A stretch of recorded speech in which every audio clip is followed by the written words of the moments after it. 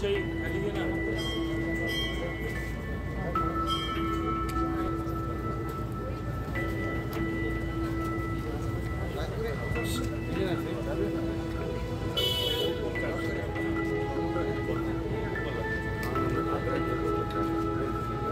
काय सर तुम्ही भेट घेतली काय संवाद झाला या ठिकाणी आता तुमच्या दोघांमध्ये? सर्वप्रथम मी जरांगे पाटील साहेबांना भेटायला यासाठी आलो होतो की 2024च्या लोकसभेची जी निवडणूक झाली त्या निवडणुकीमध्ये मी निवडून आल्यानंतर सर्वप्रथम त्यांना भेटायला यावं हा उद्देश डोळ्यासमोर ठेवून मी 5 तारखेलाच विचारपूस केली, परंतु ते रायगडला गेलेले असल्यामुळं माझी भेट होऊ शकली नाही.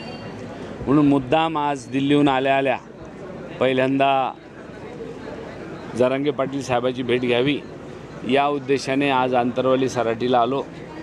इथं आल्यानंतर कळलं की त्यांनी 3 दिवसापासूनचं उपोषण सुरू केलेलं आहे आणि ज्या शासनाकडे मागण्या प्रलंबित आहे त्या मागण्यासाठी ते उपोषण करत आहे.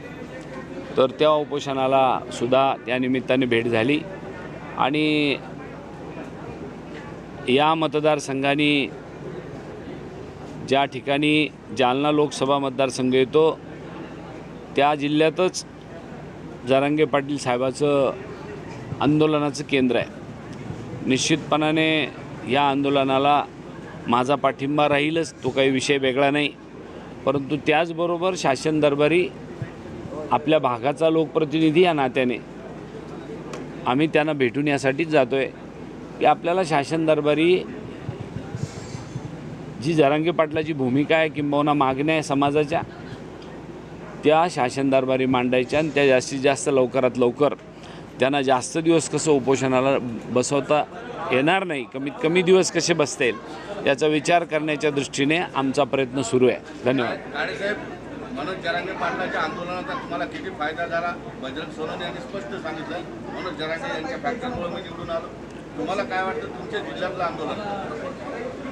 बजरंग सोनवणे काय बोलले मला माहीत नाही, परंतु माझ्या निवडणुकीमध्ये मला 100% फायदा हा जरांगे पाटलाच्या आंदोलनाचा झालेलाच आहे. हे मी तर माझ्या निवडणुकीच्या निकालाच्या दिवशी पहिली बाईट दिली त्या दिवशीसुद्धा बोललो. तुम्ही नव्हते का त्या दिवशी बाईट घ्यायला? वडट्टीवार काय बोलले ते मला नाही माहिती, पण वडट्टीवार जर असं बोलले असतील मराठा समाजाच्या विरोधात किंबहुना जरांगे पाटलाच्या आंदोलनाच्या विरोधात तर ते चुकीचं आहे. परंतु मी वडट्टीवार साहेबाला बोलल्यानंतर त्यांनी मला सांगितलं काहीतरी गैरसमज झालेला आहे, मी मराठा समाजाच्या विरोधात आणि आंदोलनाच्या विरोधात जरांगे पाटलाच्या आंदोलनाच्या विरोधात बोललेलो नाही. तरी पण त्यांना मी सांगितलं आपण आपल्या पद्धतीने खुलासा करावा.